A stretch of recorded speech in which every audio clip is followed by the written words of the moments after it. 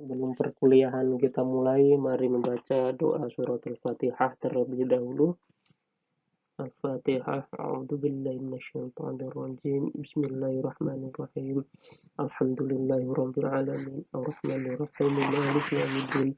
Iyyaka na'budu wa iyyaka nasta'in. Ihdinas siratal mustaqim. Siratal ladzina an'amta 'alaihim ghairil maghdubi 'alaihim waladdallin. Amin.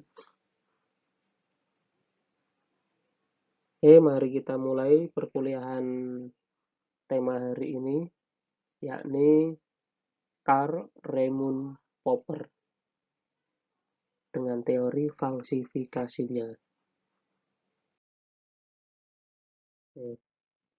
Karl Popper, dia ini lahir di Wina, Austria. Jadi masih dekat dengan Jerman pada tahun 1902. Nah, bapaknya ini seorang pengacara, seorang ahli hukum, tapi dia juga orang yang gemar dengan filsafat, dan ibunya juga sama. Ibunya ini seorang yang kayak semacam ahli musik gitu.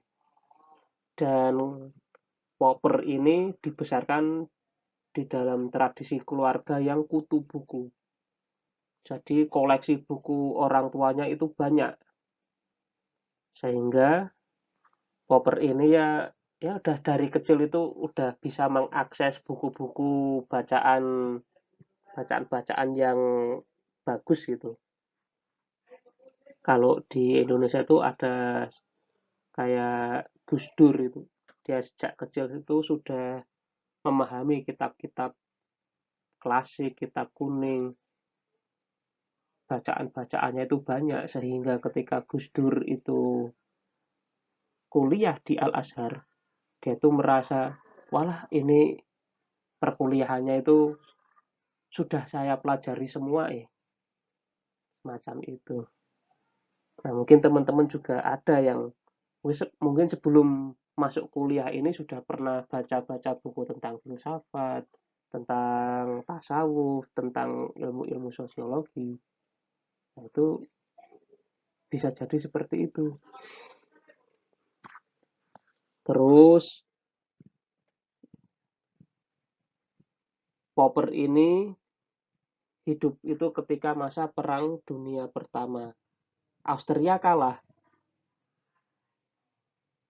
dan dia istilahnya dikalahkan oleh Nazi gitu. Sedangkan Popper ini keturunan Yahudi, meskipun dia ini dibaptis oleh gereja Protestan, tapi dia seorang Yahudi gitu. Mau nggak mau, agar tidak diburu oleh Nazi, akhirnya dia melarikan diri ke New Zealand.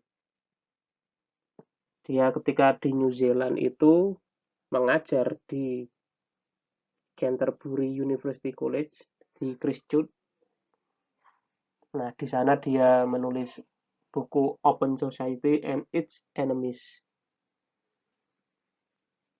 Nah, setelah Perang Dunia II berakhir, dia ini pindah ke Inggris dan mengajar di London School of Economics. Nah, dia juga pernah bertemu dengan Albert Einstein dan menyaksikan tergantinya teori Newton dengan teori relativismenya Einstein. Nah, dari pergeseran pandangan Newtonian ke Einstein ini yang akan mempengaruhi cara berpikirnya Karl Popper, terutama di bidang filsafat ilmu. Nanti kita lihat seperti apa teorinya. Nah, Popper ini juga apa ya, anti dengan totalitarianisme. Jadi filsafat totalitarianisme itu menganggap suatu sistem secara total penuh itu dengan sempurna, tidak ada yang salah dan tidak bisa dikritik. Nah, dulu Popper juga seorang pengagum Karl Marxisme dengan teori komunismenya, tapi lama-lama dia itu, wah ini nggak cocok ini. Ternyata sangat ideologis dan anti kritik juga. Jadi pemikiran komunismenya Marx itu sifatnya deterministik. Sudah ditentukan bakal seperti itu. Nah, itu yang tidak cocok dengan Karl Popper.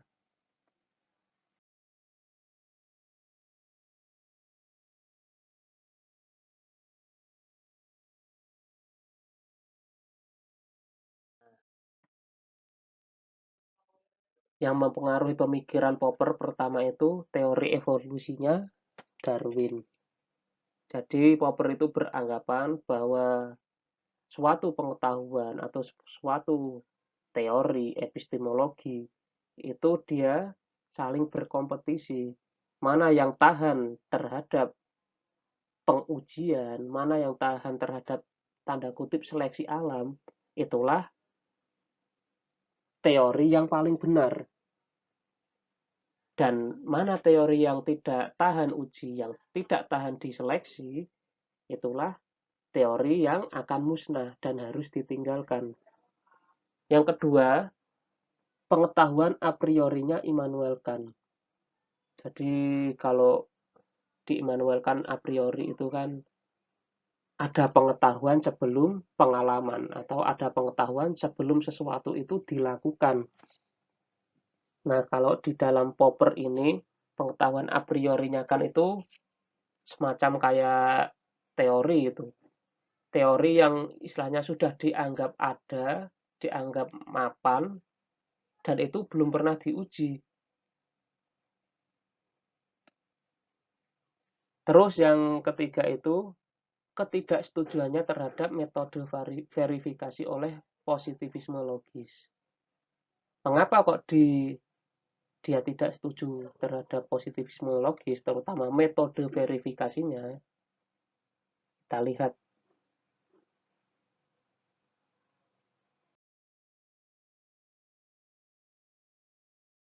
Kalau cara kerja ilmu dengan metode induksi kan caranya seperti ini. Ada fakta di lapangan, terus diobservasi. Setelah diobservasi itu ditemukanlah teori bakunya atau hukum hukum bakunya gitu. Setelah ditemukan hukum bakunya, kemudian teori itu dideduksi. Nah, dideduksi ini akhirnya kita meramalkan sesuatu atau menjelaskan sesuatu berdasarkan teori hukum tadi. Itu kan cara kerja induksi. Misalnya, kita mengobservasi di suatu daerah, misalnya di Pulau Jawa. Di Pulau Jawa itu setiap bulan Februari itu musim hujan itu. Besoknya kita tahun 2021 mengamati juga bulan Februari itu pasti turun hujan. Akhirnya kita menyimpulkan ada sebuah teori di Pulau Jawa setiap bulan Februari itu pasti turun hujan. Akhirnya kita meramalkan, kita mendeduksikan itu. Ketika bulan Februari itu dianggap akan turun hujan, maka kita akan menjelaskan, oh berarti besok sampai tahun 2025, tahun 2030 itu kalau setiap bulan Februari di Pulau Jawa itu pasti akan turun hujan. Nah, terus apa yang salah dengan cara kerja ilmu pengetahuan yang semacam ini? Itu ternyata kata Popper itu sifatnya hanya mengulang-ulang dan itu tidak bisa untuk mengembangkan ilmu pengetahuan. Jikalau ada anomali, verifikasi itu batal, tidak berlaku itu. Misalnya gini, kalau yang dicontohkan itu kan ada setiap angsa itu warnanya putih. Itu kan pernyataan umumnya seperti itu. Itu didapat dari mana pernyataan itu? Karena setiap ilmuwan yang meneliti tentang angsa pasti nemunya warna putih dengan metode yang sama. Dia nelitinya itu di wilayah yang sama, misal ketika di Inggris itu ada angsa warnanya putih. Besoknya lagi ilmuwan kedua nelitinya juga di daerah Inggris gitu. Ilmuwan ketiga nelitinya di daerah Inggris juga. Akhirnya metode verifikasi ini ya cuman mengulang-ulang yang sudah ada, tidak ada sesuatu yang baru. Makanya Karl Popper menawarkan solusi. Bagaimana jikalau ada satu saja angsa yang warnanya hitam, apakah teori itu akan masih tetap berlaku? Ternyata ya ada angsa yang warnanya hitam. Angsanya itu di daerah pinggiran Inggris, di luaran benua Eropa gitu. Karl Popper menemukan semacam itu. Akhirnya adanya satu angsa yang berwarna hitam itu meruntuhkan teori bahwa setiap angsa itu berwarna putih itu.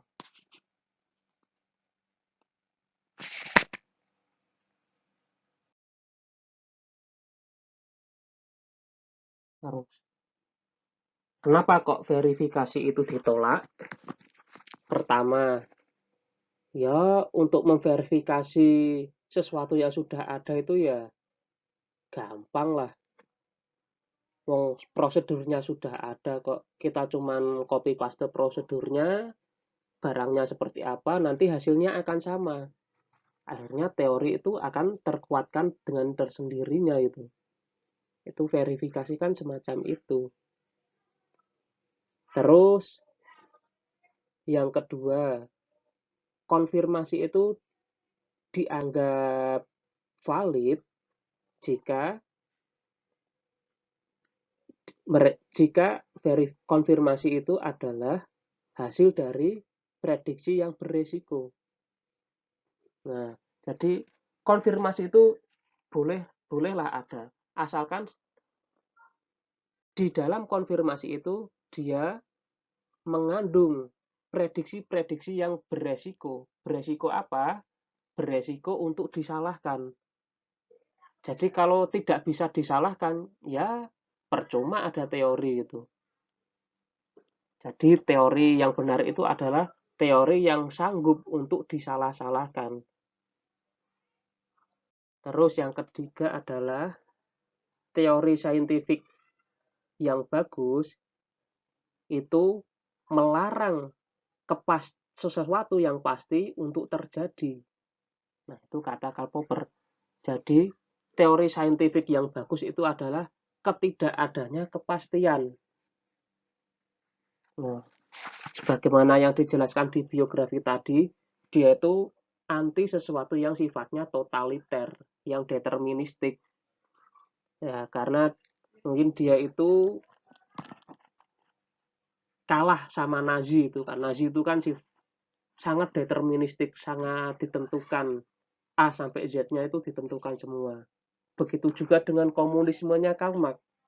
Komunismenya Karl Marx itu sifatnya deterministik juga gitu. Jadi sejarah manusia itu dianggapnya deterministik.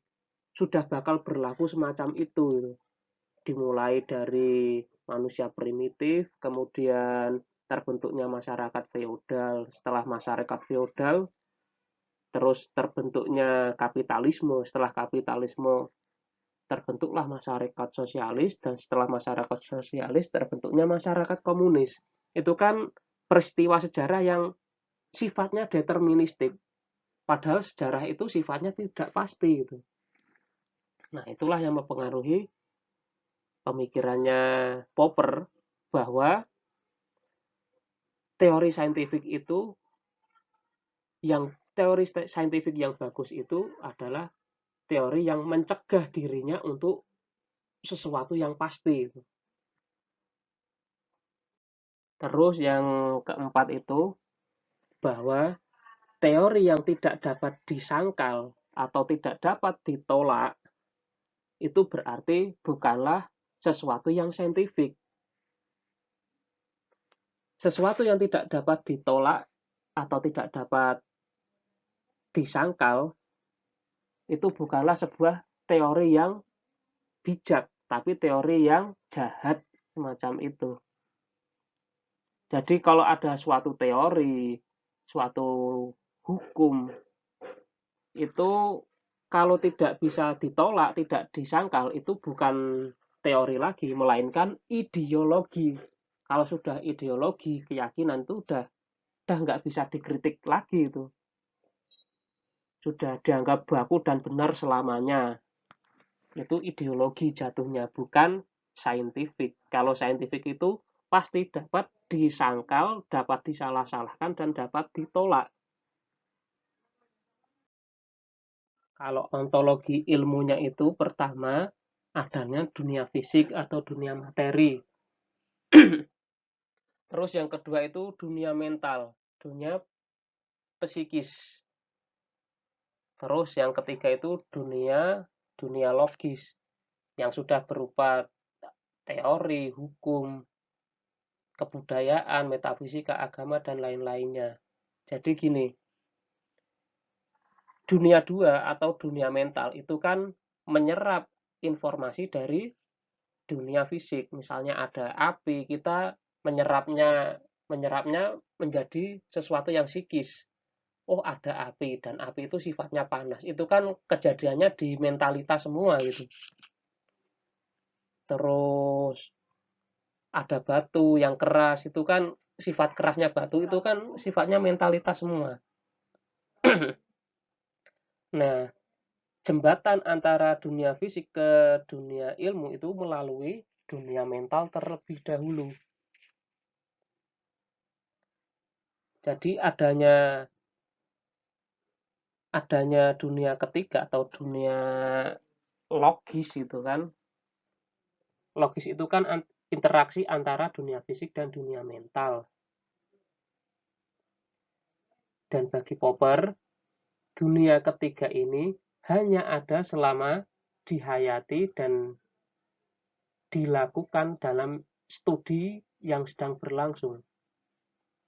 Jadi dunia ketiga ini, dunia ilmu ini tidak akan ada jikalau tidak ada orang yang sedang melakukan kegiatan ilmiah itu. Kalau orang tidak ada melakukan penelitian, ya udah yang ada itu hanyalah dunia fisik dan dunia mental. Seperti kita mengamati pohon-pohon, mengamati bebatuan, mengamati gunung. Tapi ketika kita tidak melakukan penelitian tentang gunung, melakukan penelitian tentang pohon, dunia ketiga ini tidak ada. Karena tidak ada teori, tidak ada hukum yang kita gunakan gitu.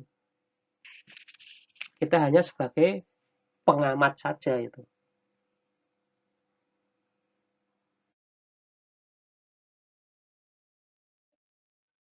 Nah, ini metode falsifikasionisme. Jadi pertama, observasi itu dibimbing oleh teori dan praanggapan. Jadi kalau teman-teman sedang melakukan penelitian, entah membuat karya tulis ilmiah, membuat skripsi, kok ditanya, teori yang kamu pakai itu apa itu? Kerangka teorinya mana? Itu udah ciri khas dari falsifikasionisme. Jadi falsifikasionisme itu menganggap semua itu harus ada praanggapannya itu. Kalau sedang melakukan penelitian harus ada asumsi dasar yang akan diuji. Terus teori merupakan dugaan spekulatif intelek manusia. Ya, jadi teori itu sifatnya spekulasi kayak metafisika itu. Jadi tidak ada yang benar-benar baku gitu, benar-benar utuh dan benar-benar valid. Makanya kalau Karl Popper itu dia lebih suka menyebutnya sebagai hipotesa. Jadi kalau dalam penelitian itu teori yang diajukan kembali untuk penelitian itu disebut sebagai hipotesa, sesuatu yang akan diuji. Nah, Karl Popper lebih suka menyebutnya hipotesa daripada teori atau hukum. Nah, yang ketiga itu teori harus tahan uji terhadap observasi dan eksperimen. Nah, kerangka teori tadi itu diuji lagi, dicarilah kesalahan-kesalahannya. Bisa nggak tahan uji? Bisa nggak kalau dia mau disalah-salahkan, dikritik itu bisa masih kokoh gitu.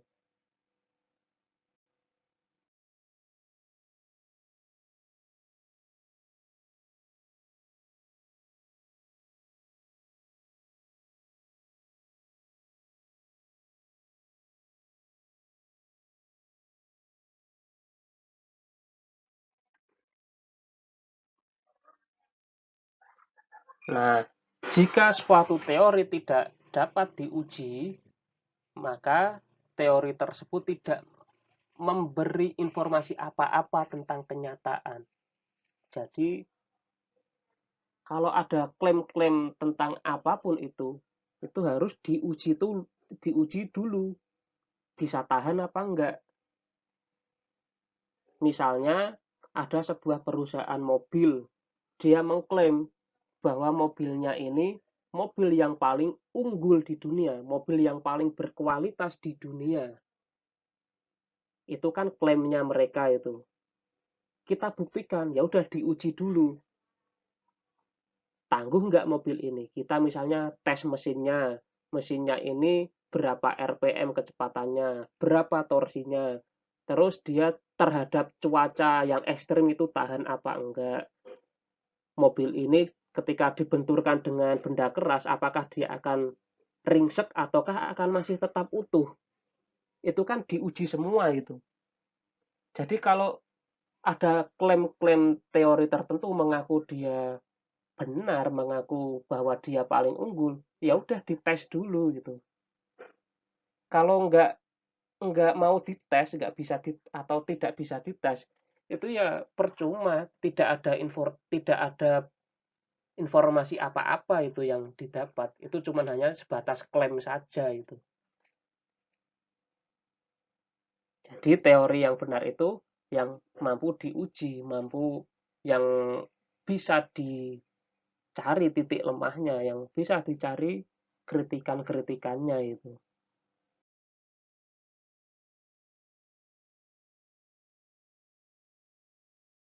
Derajat falsifikabilitas. Teori yang baik itu pertama, jangkauan klaim tentang dunia itu sangat luas. Berarti gini, teori itu dikatakan baik apabila dia banyak menjangkau hal dan setiap ilmuwan yang mengujinya itu mengatakan iya gitu. Itu jangkauannya luas. Terus berlaku di banyak bidang. Yang kedua itu konsekuensi falsifiability-nya itu tinggi. Ya ibarat pohon itu kan semakin tinggi semakin kencang angin menerpa. Nah, jadi semakin klaimnya itu semakin melunjak klaimnya teori itu, otomatis konsekuensinya adalah dia tingkat falsibilitasnya itu tinggi, high risk, high return. Semakin tinggi resikonya, semakin tinggi pula perolehan klaim kebenarannya itu. Terus yang ketiga itu ketika dia udah konsekuensi pengujiannya tinggi, teori yang baik itu adalah dia tetap bertahan terhadap uji falsifikasi. Ketika dia disalah-salahkan, dikritik, tapi tidak tumbang, itu berarti teorinya emang bagus, udah kokoh.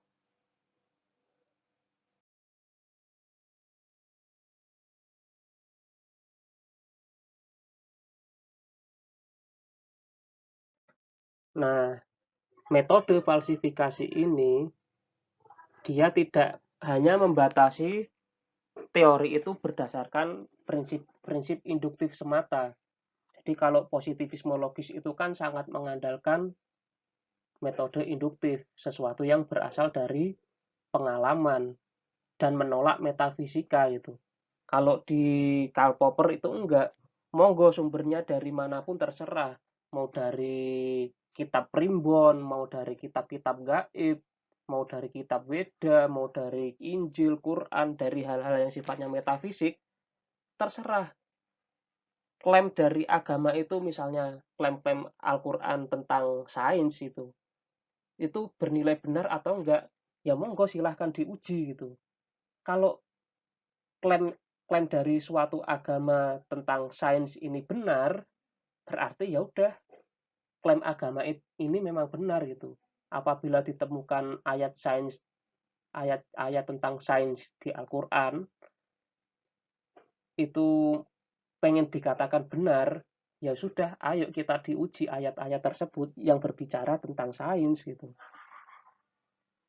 Ketika sudah diuji, ternyata klaim-klaim tentang sesuatu sesuatu itu lolos dari uji kesalahan, itu artinya teori tersebut bersifat koroboratif atau menguatkan, mengokohkan. Sementara jikalau ada teori tersebut gagal diuji, maka dia mengalami penolakan dan dieliminasi. Nah, kalau Popper itu mencontohkan proses error eliminasinya itu dari koreksi yang dilakukan oleh Einstein terhadap fisika Newton. Jadi kalau kita pakai teorinya Newton itu kan ya semuanya dianggap pasti gitu, deterministik juga. Jadi fisikanya Newton itu sifatnya deterministik. Sedangkan fisikanya Einstein itu sifatnya relatif gitu. Makanya teorinya disebut teori relativitas. Kalau kita pakai Newton, orang berkendara dengan kecepatan 60 km per jam, ya sudah itu otomatis paten 60 km per jam. Sedangkan kalau kita pakai Einstein, 60 km per jam itu menurut siapa? Kalau menurut saya yang sedang diam seperti ini, ya benar itu kecepatan kendaraan itu 60 km per jam. Tapi kalau saya juga berkendara, kecepatannya itu misalnya 30 km per jam, itu berarti kendaraan itu tadi menurut saya itu kecepatannya bukan 60 km per jam lagi, tapi 30 km per jam gitu. Itulah teori relativitas. Jadi dia mengoreksi teorinya Newton itu.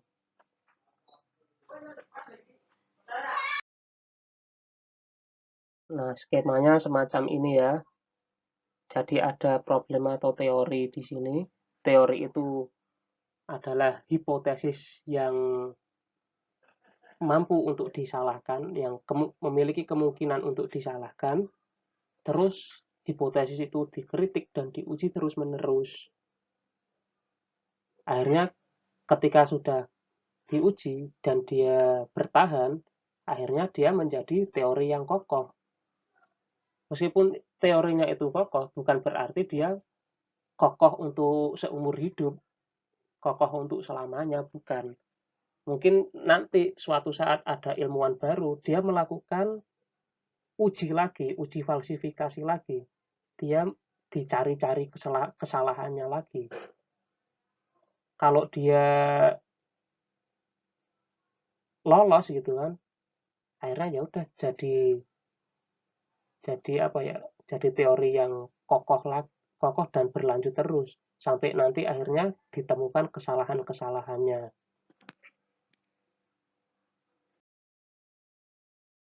Nah, ini skema yang lain ya.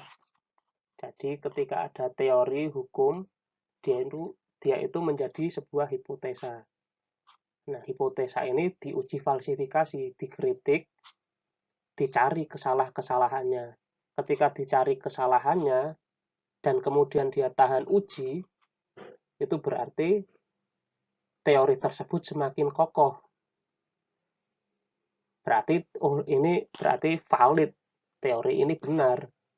Dan besok suatu saat ada ilmuwan lagi yang pengen menguji lagi teori yang kokoh ini, diuji falsifikasi lagi gitu. Dan seterusnya, nanti muternya ke situ terus. Difalsifikasi, dicari kelemahannya, tahan apa enggak gitu. Atau yang kedua ini, teori atau hukum atau hipotesa itu diuji falsifikasi. Ternyata tidak tahan uji. Berarti dia terseleksi gitu. Terseleksi untuk dibuang. Ya udah, berarti teori ini tidak cocok, tidak layak untuk diterapkan lagi gitu. Sudah expired, sudah kadaluarsa. Ya udah, otomatis kalau teorinya nggak cocok gimana? Ya udah, cari teori baru. Kalau ada teori baru, ya udah, teori baru itu diuji falsifikasi lagi gitu. Kalau teori baru ini diuji falsifikasi tahan uji, ya udah, dia akan menjadi teori yang kokoh dan seterusnya. Jadi dia muternya seperti itu. Jadi teorinya Karl Popper ini mengandaikan suatu teori atau hukum atau hipotesa itu tidak akan berlaku seumur hidup. Pasti ada suatu masa dia itu akan tidak relevan lagi dengan fakta-fakta yang ada gitu. Mungkin semacam itu dari saya. Apabila ada salah kata, saya mohon maaf. Nanti kita diskusikan lewat WhatsApp atau Zoom. Saya akhiri. Wassalamualaikum warahmatullahi wabarakatuh.